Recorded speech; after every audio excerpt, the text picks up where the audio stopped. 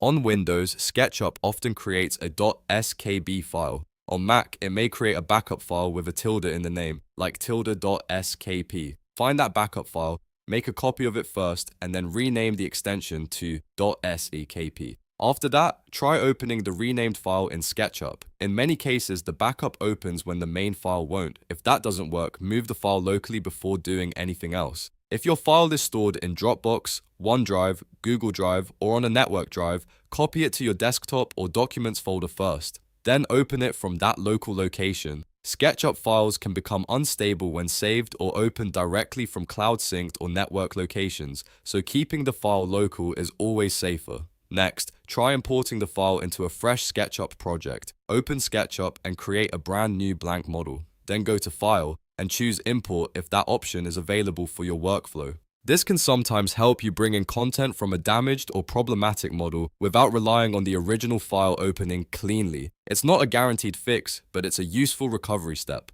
Another important check is the SketchUp version. If the file was created in a newer version of SketchUp than the one installed on your computer, you may not be able to open it at all. SketchUp files are not always backward compatible. If that's the case, you'll need to use the same version or a newer version to open the model properly.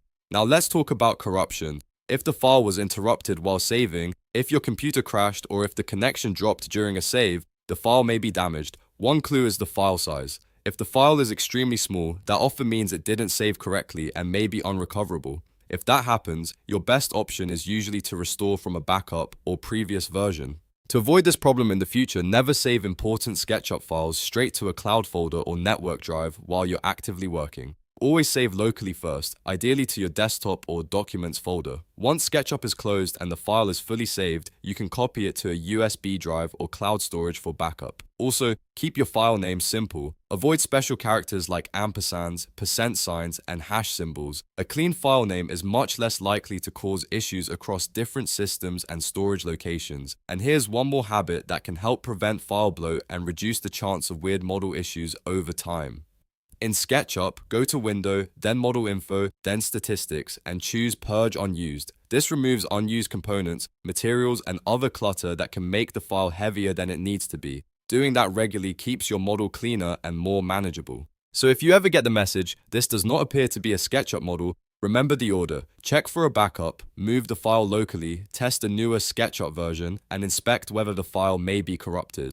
Those steps will save you a lot of time and of frustration. If this tutorial helped, please like the video and subscribe for more SketchUp troubleshooting tips, workflow fixes, and beginner-friendly tutorials. Thanks for watching, and I'll see you in the next one.